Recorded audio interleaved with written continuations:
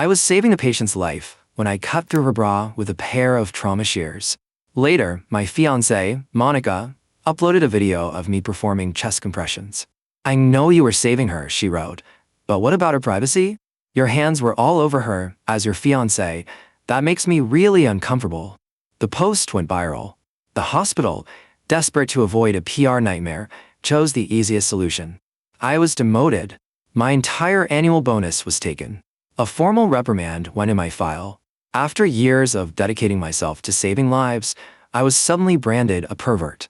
I gave up. I refused to save another person. And that's when the panic started. George, this is serious, Monica said, crossing her arms. We're getting married soon. Even as a doctor, you need to respect our relationship. I just stared at her, at the woman I was supposed to spend my life with. Are you done? I asked calmly. Monica froze. What kind of attitude is that? You still don't think you did anything wrong? Whatever you say. The words slipped out before I could stop them, and I felt something essential between us crack. Her face turned crimson, as if I'd struck her. Fine. Whatever you say. George, we're done. The wedding is off. She grabbed her phone, spun around, and stormed out. Dr. Matthews, the department head, scowled, tapping his pen on the desk. Do you see what you've done? Look at her. He slid a paper toward me. To manage the fallout, you will write a formal apology. You'll read it aloud at the next hospital-wide assembly and admit your inappropriate behavior. I said nothing. His glare sharpened. That's an order, George. Your only chance to make this right.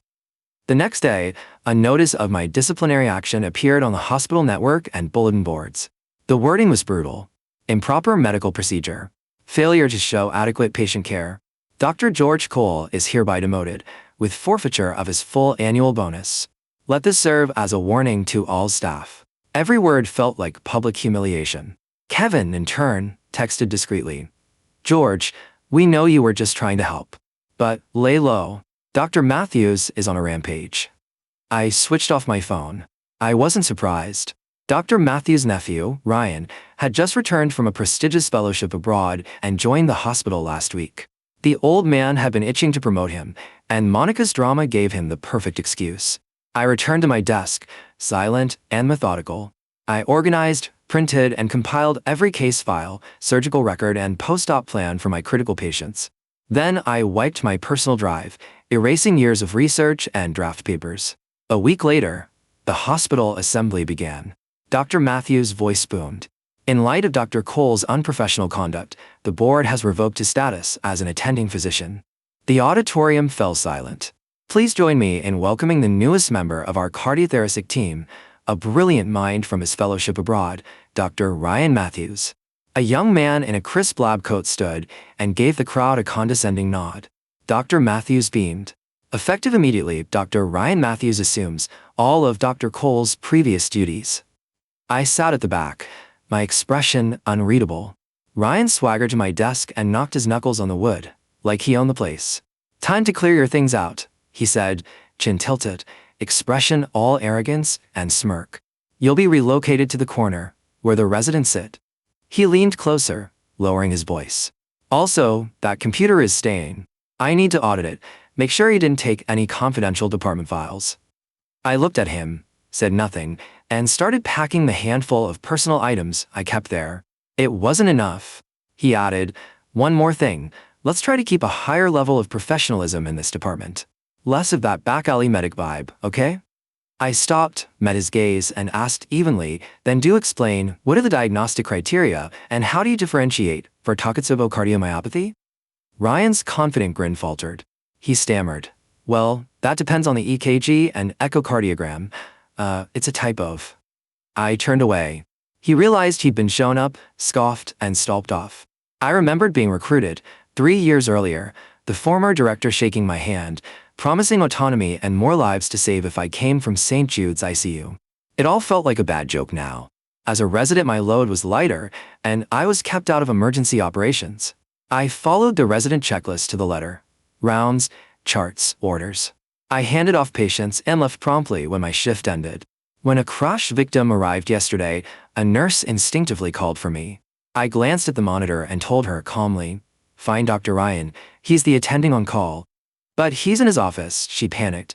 He said he's compiling some academic data. I walked out without another word. I no longer stayed an extra minute for anyone in crisis. That evening, instead of burying myself in journals, I went to a fencing club. I packed into the heavy gear, pulled down the mask, gripped the épée, and funneled every ounce of frustration into measured attacks and parries. The duel was clean, precise, and merciless in its focus. The next morning, Ryan posted a file to the department chat titled, "A Trial Initiative for the Optimization of Departmental Charting Standards in Alignment with Advanced International Medical Documentation Systems." It was a bloated PDF, full of bureaucratic templates, jargon, and rules demanding full medical terms, extra sections for citations, and needless complexity. The chat went quiet, then erupted in private messages. Is he serious? He wants a thesis for every chart. We are treating patients, not writing for a European journal. He insisted a nurse say, cardiac pulsation frequency, instead of heart rate. This is ridiculous. By the time we finish one of these, the ER patient will be dead.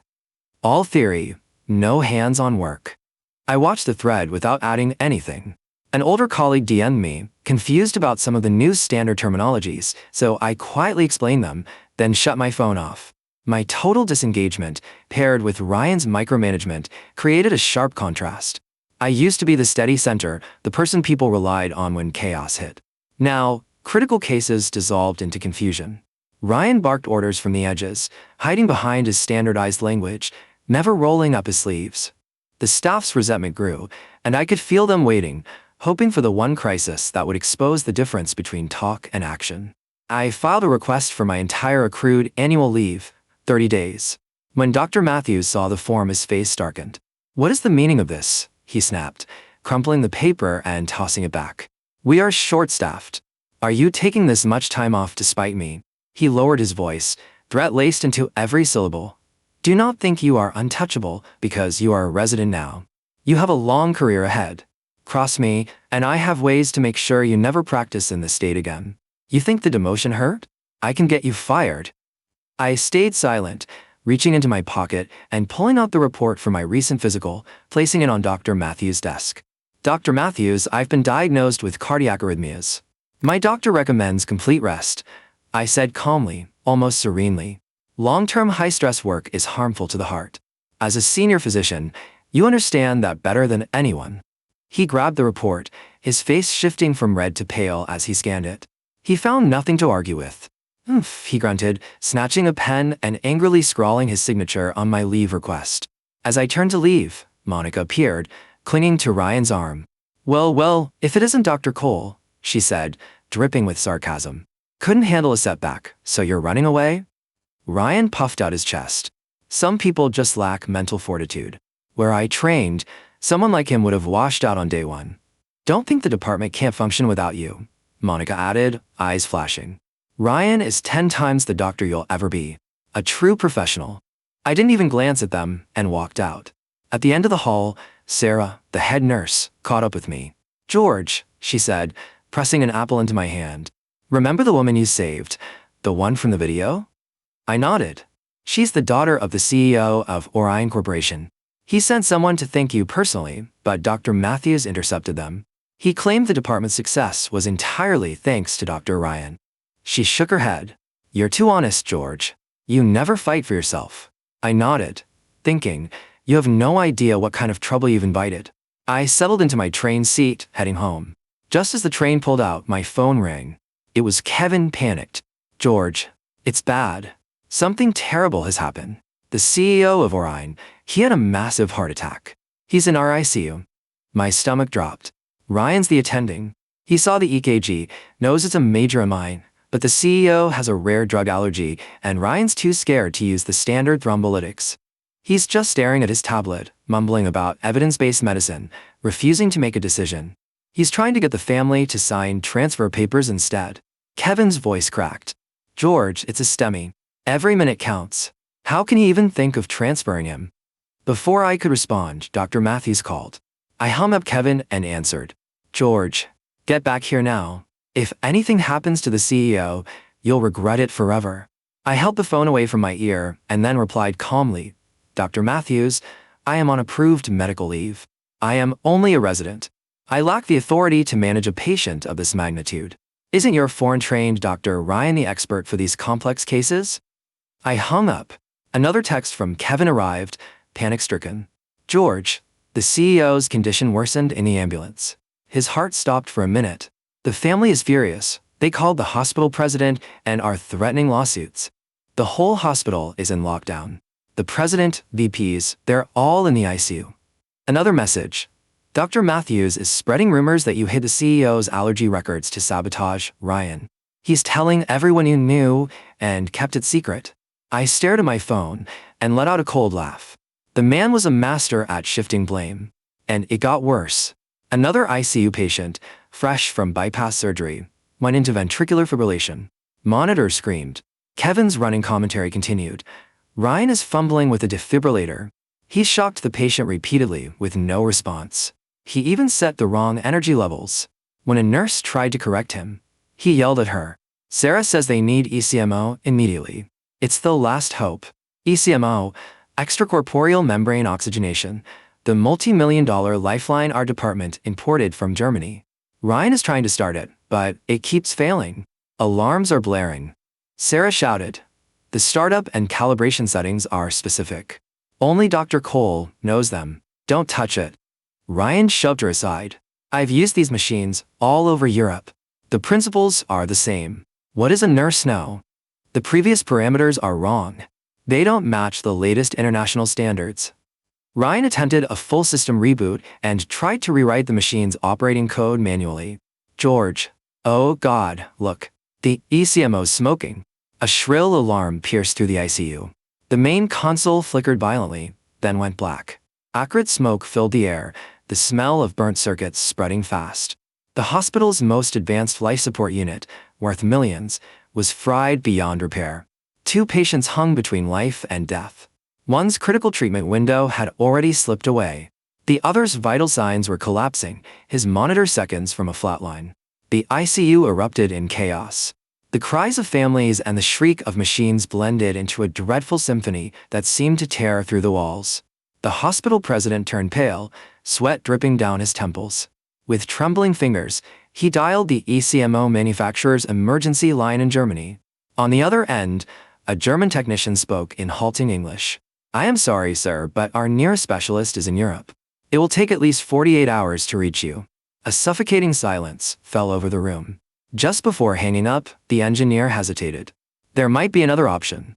Contact Professor Langdon's team, the ones who assisted with your machine's original calibration. I recall his protege, a young doctor named Cole. I believe he's with your hospital. The president froze mid-motion. Slowly, he turned toward Dr. Matthews. The color drained from Matthews' face. He knew exactly who they meant. Dr. Langdon's star pupil, once hailed as the future of cardiopulmonary medicine, the same doctor they had pushed out, humiliated and ruined. Me. And I was hundreds of miles away, sitting quietly on a train, finally at peace. The tension in the hospital president's office was thick enough to cut with a scalpel. Later, people said he had shattered his favorite antique tea set against the wall.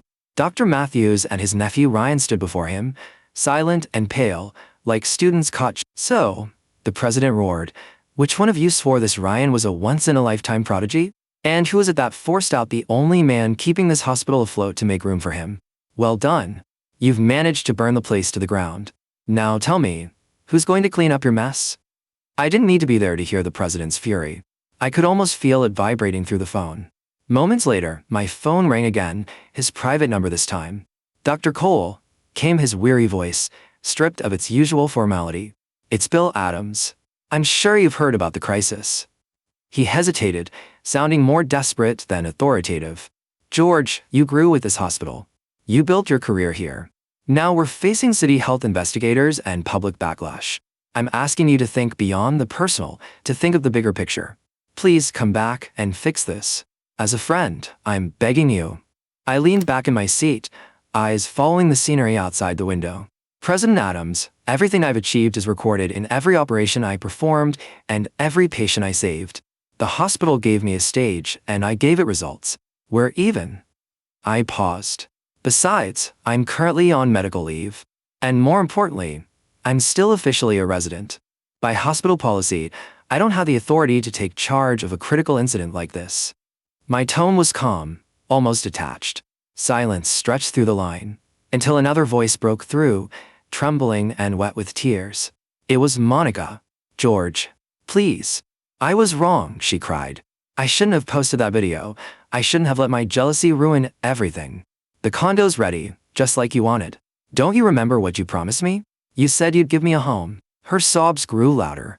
Think about us. Think about my parents. This isn't just about the hospital. It's my reputation too. You can't just abandon me like this. She was hysterical, making herself sound like the victim. But all I felt was disgust. It had always been the same. Whenever she needed something, she cried, manipulated, and begged me to surrender my pride, all in the name of love and duty. George, if you really love me, you'll do this for me. Enough. President Adams, I interrupted coldly, cutting through her wails. The president seized the phone again, voice sharp with desperation. Dr. Cole, tell me what you want. Anything. Name your price. Just come back. He had finally dropped all pretense of appealing to my loyalty. Reinstate your attending status. No. Associate director. We'll double your bonus. We'll issue a public apology. I let out a quiet laugh. My terms are simple. First, I said, at a hospital-wide assembly, you will publicly clear my name and retract all prior disciplinary actions. Dr. Matthews and Monica will apologize to me personally in front of the entire staff. Second, the ECMO repair costs and all additional expenses resulting from the delayed treatment of both patients will be paid in full by Dr. Matthews and Ryan. Third, I will have sole authority over the Orion CEO's case. No one will interfere with my treatment plan. No one. And fourth, I will have first choice in selecting the members of my surgical team. A long, heavy silence stretched on the other end. In the background, ICU monitors wailed frantically. The president tried to negotiate. Dr. Cole, about the apology, could we perhaps handle it privately? Non-negotiable, I said, cutting him off. They chose to humiliate me in public. My reputation will be restored publicly as well. Fine. The words seemed to tear from his throat. I agree to everything. I hung up, opened the train app, and booked the next ride back. When I returned to the hospital, I bypassed my office entirely and walked straight into the ICU. The unit, which had been chaos just hours before, fell silent at my entrance. All eyes were on me. The CEO's condition was worse than I feared. Blood pressure plummeting, oxygen saturation dangerously low. I didn't hesitate. Commands came sharp and measured. Sarah, start a norepinephrine drip. Keep his MAP above 65. Kevin, prep for intubation. He could go into respiratory failure any second. Get me the latest blood gas analysis. Now. My authority was undeniable. Nurses and doctors who had been floundering now moved with purpose, focused and precise. Those who had mocked me now followed my lead. George, you're back. Sarah's voice was thick with relief. Ryan, seeing me, went pale and then green, pressing himself against a wall. What are you doing here? This is under control. I was just arranging. I ignored him. I approached the dead ECMO machine. The burnt motherboard, scorched circuits, and fresh scratches on the casing told the story of his incompetence. Idiot, I muttered. I removed my jacket and handed it to a nurse. Get the backup power supply and coolant. My voice echoed across the room, calm but commanding. Sarah snapped to attention. Quick. Lou, the power supply. Jean, the coolant.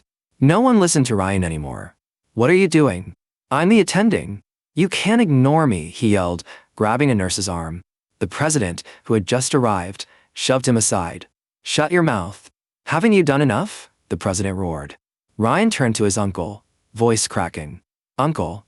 Dr. Matthews avoided his eyes, stepping back silently. The president looked at me, trust clear in his voice. Dr. Cole, it's all in your hands. I opened my toolkit and set to work. Every movement precise and deliberate. I replaced burnt circuits, recalibrated sensors, and reassembled the machine. Only the rhythmic beeps of monitors and soft clicks of my tools broke the silence. All eyes followed my hands. 30 minutes later, I closed the casing and reconnected power. I pressed the restart button. A single clear chime cut through the ICU. The ECMO's screen flickered to life, diagnostics all green. The machine was back online. A wave of restrained cheers rolled through the room. Ryan collapsed to the floor, color drained, defeated. I finally addressed him, calm and steady. There's a world of difference between textbook knowledge and real-world practice. The space between them is measured in human lives. This white coat, I said, my voice low and measured, is a symbol of responsibility, not a trophy to show off. You still have a long way to go.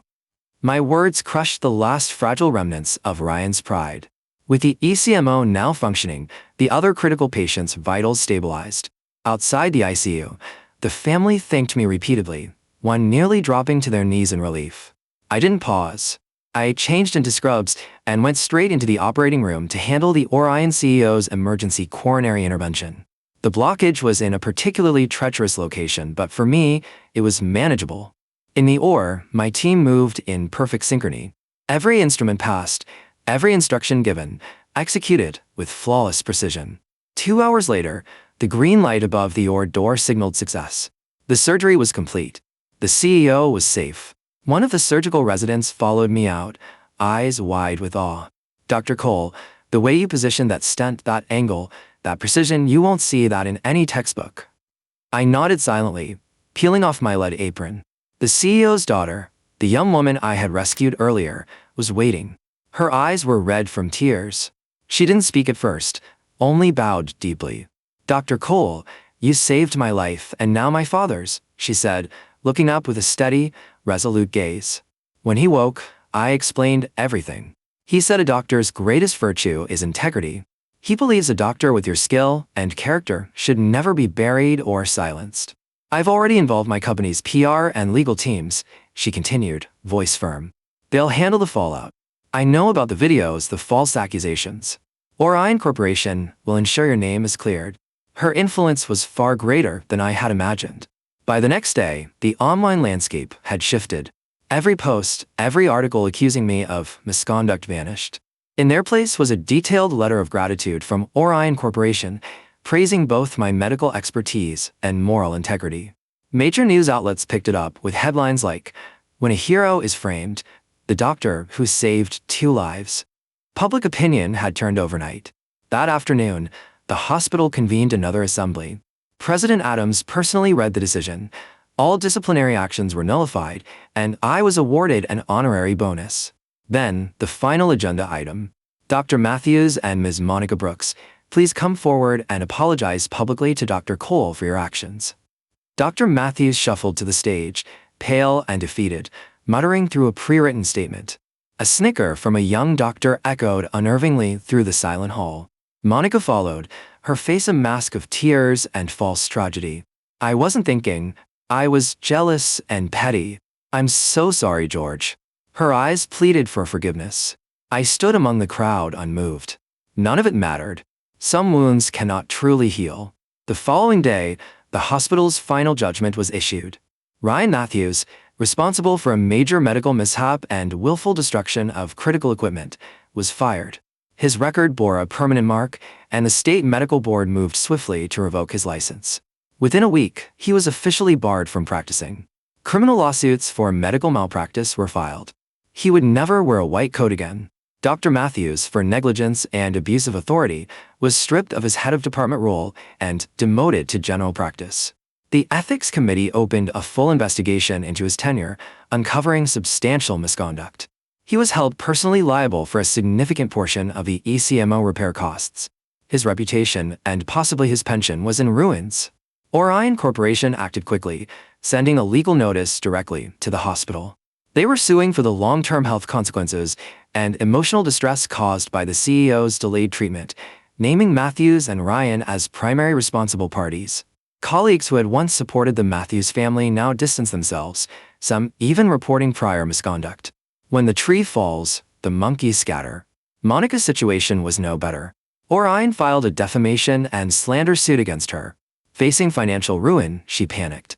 Her parents confronted me outside my office. "George, for all the years you and Monica spent together, please show mercy," her mother pleaded, tears streaking her face. Her father stepped forward, pressing an envelope into my hand.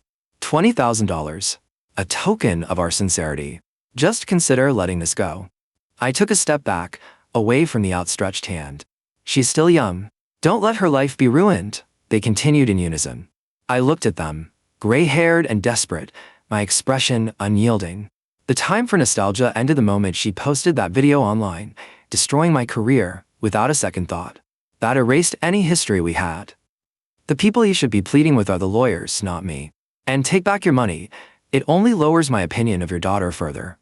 I called security, and within minutes, they were escorted from the building.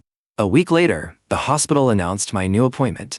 I was officially named Associate Director of Cardiothoracic Surgery, with my own office and full authority to assemble my surgical team. President Adams handed me the appointment letter personally. "George," he said, his tone solemn, "the future of this department is in your hands." On my new mahogany desk, I placed my old, worn nameplate, George Cole, ND, attending physician. Monica lost her lawsuit. Orion's legal team was relentless. The damages forced her family to sell their luxury condo and move to a modest apartment in the suburbs. She became a laughingstock in the local medical community, lost her job, and no hospital would hire her. Even a private cosmetic clinic rejected her, openly mocking her during the interview. Months later, she appeared at my office door. Stripped of her pride and former glamour, she looked haggard, her eyes dull. Her sweater was worn and pilled, a small detail that once would have horrified her. "George," she said, her voice hoarse and pleading, I was wrong. I regret everything. I shouldn't have acted like that. I can't sleep. I dream of losing you every night." I sat behind my desk, eyes fixed on the patient chart before me, ignoring her attempts to appeal to our past. "Do you remember college? We used to study in the library together. You gave me a scarf and you said, 'You burned those memories,'" I interrupted calmly. "You never loved me, Monica. You loved control. You loved having me agree with everything, and you loved believing I'd never leave. When I acted outside your control to save a life, you felt betrayed. You were in love with an idea of me, not the real me." Her color drained as my words struck home. She opened her mouth to argue, but no sound came out. I pulled out my phone, unlocked it, and slid it across the desk. On the screen was a photo, a woman in a fencing uniform, smiling at the camera, sunlight catching her hair. "I've moved on." Monica stared at the photo, struck dumb. Then her voice broke into a shriek. "Moved on? Who is she? Richer? Prettier? 7 years, Monica. You weren't ever there for me. I'm not heartless. I'm done with someone who never truly loved me." I stood, taking back the phone. Someone who truly loves you doesn't watch you suffer and then blame you for the fallout of their own actions. I pressed the intercom. "Security? Send 2 officers to the associate director's office." Monica collapsed, sobbing uncontrollably. Minutes later, 2 guards entered and lifted her from the floor. She struggled and screamed my name, but I felt no anger, no satisfaction, only a profound sense of peace. That chapter of my life was finally over. Over the next 6 months, I built my surgical team. I recruited young, skilled doctors and instilled a culture of collaboration and integrity. One particularly talented fellow absorbed everything I taught him. I reminded him, skills can be taught, but integrity must be carved into your heart. One night, an emergency call came through, an aortic dissection, the kind that leaves no room for error. The pressure was crushing, but my fellow remained calm and steady, performing each step with flawless precision. Watching him work, I saw the future of our department taking shape right before my eyes. Under my leadership, we pioneered several complex procedures, including a minimally invasive beating heart bypass, the first ever performed in our state. Our department's reputation soared as success after success drew praise from colleagues and heartfelt gratitude from patients. Before his retirement, President Adams visited my office one last time. He clasped my shoulder, his eyes filled with pride. "George, I knew I was right about you," he said. Then he handed me a rare, out-of-print anatomical atlas from his own collection. "Keep doing what you do best. Don't ever let the world's bitterness dull your will to save lives." I nodded, promising myself I wouldn't. Together with Orion Corporation, I established a charitable foundation for cardiac patients living in poverty, families who had no means to afford life-saving surgeries. In our first month, we saved 3 patients who had lost all hope. One little girl's mother brought me a small basket of eggs from their farm as thanks. That simple gesture meant more to me than any medal or certificate ever could. Watching those families walk out of the hospital, healthy and whole, gave me a peace no amount of money or recognition could buy. Months later, at a national cardiothoracic conference, my former mentor, the esteemed Dr. Langdon, delivered the keynote address. To my surprise, he cited my modified emergency protocol for extracorporeal circulation as a landmark case. He praised not only my technique, but also the moral courage behind it. When the audience stood and applauded, I didn't feel pride so much as quiet gratitude. Every struggle, every scar, had led to this moment. That evening, I walked out through the hospital's main entrance. A red Mini Cooper was waiting by the curb. The window rolled down, revealing a familiar bright smile. My girlfriend leaned out and waved. "Rough day, Dr. Director," she teased. "What do you want for dinner?" "I'll cook." I chuckled, sliding into the passenger seat. "Let's stop by the market first." She laughed as she started the engine, chatting about a match she'd just won at her fencing club, her face glowing with excitement. "Are you tired?" she asked. I shook my head and reached for her hand on the gear shift. "Not when someone's waiting for me at home." As we drove past the shopping mall where Monica and I used to go, I looked out the window and felt nothing. No bitterness. No sadness. Just calm. I turned toward the woman beside me, her face soft in the fading sunlight. Once, I believed being a doctor was all there was to my life. Now I understand something greater. That true strength comes from a warm home and a partner who walks beside you through every victory and every defeat. The past was finally behind me. What mattered now was the warmth in my hand and the future waiting just ahead.